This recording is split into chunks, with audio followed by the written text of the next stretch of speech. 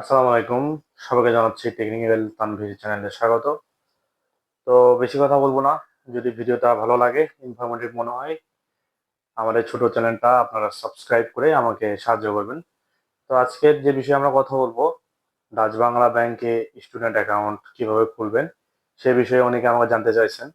তো পূর্বে আমরা একটা ভিডিও করেছি, যেখানে বলা হয়েছে যে ইসলামী ব্যাংকে স্টুডেন্ট অ্যাকাউন্ট কিভাবে করবেন, এভরিথিং ডিটেলস দেওয়া আছে। আপনারা চাইলে ডিসক্রিপশন বক্স থেকে ভিডিওটা দেখে নিতে পারেন, অথবা উপরে আই বাটন থেকে ক্লিক করে ভিডিওটা দেখে নিতে পারেন। তো চলুন আমরা ডাচ বাংলা ব্যাংকে কিভাবে স্টুডেন্ট অ্যাকাউন্ট করবেন, এভরিথিং সবকিছু আমরা জানবো।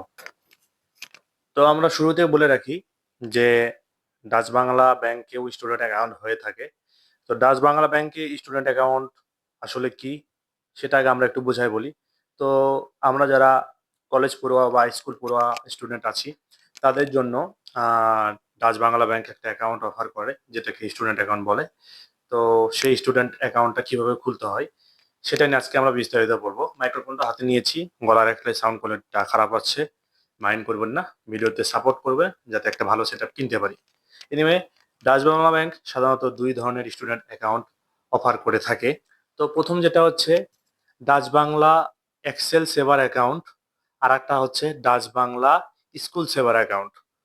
তো এটা দুইটা কোয়ালিটির অ্যাকাউন্ট, ইসলামী ব্যাংকের মতনই। প্রথমটা হচ্ছে যেটা এক্সেল সেভার অ্যাকাউন্ট, এটা হচ্ছে যারা কলেজ পড়ুয়া স্টুডেন্ট, অর্থাৎ যাদের এনআইডি কার্ড রয়েছে 18 বছর বয়সের উপরে, তাদের জন্য এই অ্যাকাউন্টটি। আর স্কুল সেভার অ্যাকাউন্ট যেটা আছে, এটা হচ্ছে আপনার যারা 18 বছরের বয়সের নিচে, যারা এখনো এনআইডি কার্ডের হোল্ডার হয় নাই, অর্থাৎ যাদের অ্যাকাউন্ট পরিচালিত হবে তাদের অভিভাবকের সিগনেচারের মাধ্যমে, সেটা হচ্ছে আপনার ডাচ বাংলা স্কুল সেভার অ্যাকাউন্ট। আর ডাচ বাংলা এক্সেল সেভার অ্যাকাউন্টটা হচ্ছে 18 বছরের উপরে, আপনার এনআইডি কার্ড রয়েছে, যাবতীয় সকল ডকুমেন্ট রয়েছে, এই অ্যাকাউন্টটি আপনার সিগনেচার এবং আপনার তত্ত্বাবধায়তে চলবে। এটা হচ্ছে দুইটা অ্যাকাউন্ট, দুইটা অ্যাকাউন্টই সেম, জাস্ট দুইটার গঠনের দিক থেকে ভিন্ন। তো এখন আমরা কথা বলি ডাচ বাংলা ব্যাংকের এক্সেল সেভার অ্যাকাউন্টটা খুলতে কি কি ডকুমেন্ট লাগবে। তো ডাচ বাংলা ব্যাংকের এক্সেল সেভার অ্যাকাউন্টটা খুলতে চাইলে প্রথমত আপনার 18 বছর বয়স হতে হবে। দেন আপনার national ID card must be থাকতে হবে। আপনি যে কলেজ বা স্কুলে পড়েন সেটার সার্টিফিকেট থাকতে হবে, সেটার সার্টিফিকেটের একটা কপি নিয়ে যাবেন। ন্যাশনাল আইডি কার্ডের একটা কপি নিয়ে যাবেন। আপনার 2 কপি কালার পাসপোর্ট সাইজের ছবি নিয়ে যাবেন। আর হচ্ছে আপনার যদি নমিনি থাকে, নমিনির 1 কপি পাসপোর্ট সাইজের ছবি এবং ন্যাশনাল আইডি কার্ডের কপি নিয়ে যাবেন ব্যাংকে। আর অপশনাল হিসেবে আপনি আপনার বাসার ইউটিলিটি বিল বা বিদ্যুৎ বিলের কাগজ নিয়ে যাবেন।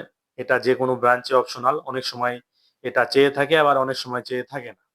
এখন আমরা বলবো ডাচ বাংলা ব্যাংকের যেটা হচ্ছে স্কুল সেভার অ্যাকাউন্ট, এই অ্যাকাউন্টটা খোলার জন্য আপনার কি কি ডকুমেন্ট লাগবে।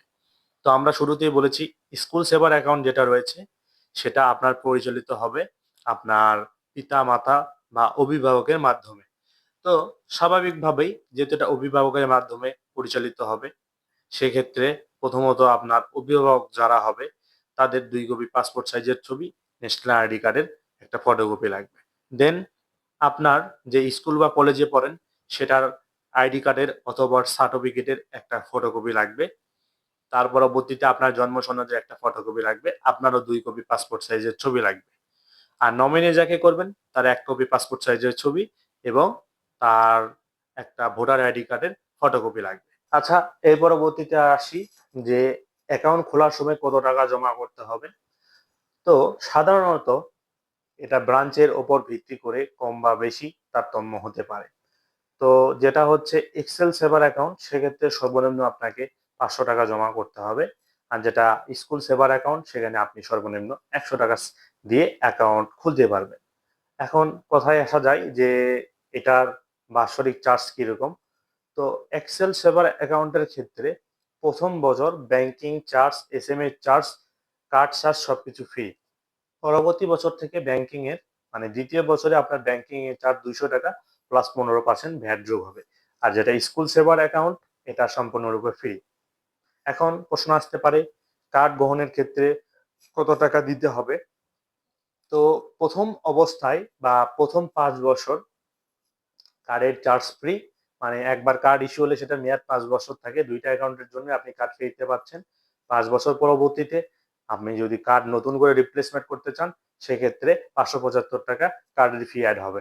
যদি ভুলবশত আপনার কার্ডটা ডিসপ্যাচ হয়ে যায় বা নষ্ট হয়ে যায় বা যে কোনো কারণে ক্যাপচার হয়ে যায়, সেক্ষেত্রে নতুন করে কার্ড আবেদনের জন্য যেটা আনুষ্ঠানিক ফি রয়েছে, সেই ফিটা আপনাকে পরিশোধ করে কার্ডের রিসেট করতে হবে অথবা কার্ড নতুন করে গ্রহণ করতে হবে। তো ২টি অ্যাকাউন্টে লেনদেনের কোনো সীমা বা লিমিটেশন আছে কিনা? অবশ্যই না, কোনো অ্যাকাউন্টে লেনদেনের সীমানা নাই। তবে আমাদেরকে একটা জিনিস মাথায় রাখা উচিত যে আপনি স্টুডেন্ট, আপনার ইনকাম কতটুকু হতে পারে সেটা বেসিস করেই আপনাকে লেনদেনটা করতে হবে। আপনি একজন ব্যবসায়ী, আপনি একটা স্টুডেন্ট অ্যাকাউন্ট খুলে লাখ লাখ টাকা লেনদেন করতেছেন, বিষয়টা আসলেই আইনের চোখে এবং ব্যাংকের চোখে অন্যরকম হয়ে যাবে। সো একটা স্টুডেন্ট অ্যাকাউন্টে যতটুকু লেনদেন হওয়া প্রয়োজন বা যতটুকু লেনদেন হবে সেই সীমার মধ্যেই লেনদেন করবেন। এছাড়াও আপনি ২টা অ্যাকাউন্টেই অনলাইন ব্যাংকিং ইউজ করতে পারবেন। নেক্সাস পে অ্যাপস এর মাধ্যমে আপনি কিন্তু লেনদেন করতে পারবেন। এখন প্রশ্ন আসতে পারে, ইসলামী ব্যাংকের মতন এই ব্যাংকিং বা ব্যাংক অ্যাকাউন্টটা কি অনলাইনে খোলা যাবে? অবশ্যই না। কারণ এই সকল অ্যাকাউন্ট আপনাকে সরাসরি ব্রাঞ্চে গিয়ে খুলতে হবে। ব্রাঞ্চ থেকে অ্যাকাউন্ট পাওয়ার পরবর্তীতে কার্ড নাম্বার দিয়ে নেক্সাস পে অ্যাপসে বা অনলাইন ব্যাংকে আপনাকে লেনদেন করতে হবে। সাধারণ বিষয়। তো আজকের ভিডিওটা এই পর্যন্তই। এর পরবর্তীতে অন্য কোন ব্যাংকিং বা কোনো সমস্যা ধরনের রিলেটেড ভিডিও আপনারা যদি চেয়ে থাকেন, অবশ্যই কমেন্ট করে জানাবেন। কোনো প্রশ্ন থাকলে কমেন্টে জানাবেন। ইনশাআল্লাহ আমি উত্তর দিয়ে দেব। সকলে ভালো থাকবেন, সুস্থ থাকবেন। ভিডিওর কোয়ালিটি, ব্যাকগ্রাউন্ড কোয়ালিটি, আমার কোয়ালিটি ইমপ্রুভ করার চেষ্টা করব। আপনাদের সহযোগিতা পেলে আপনারা সবাই আমাকে সাপোর্ট করবেন। ধন্যবাদ, ভালো থাকবেন, সুস্থ থাকবেন। আল্লাহ হাফেজ।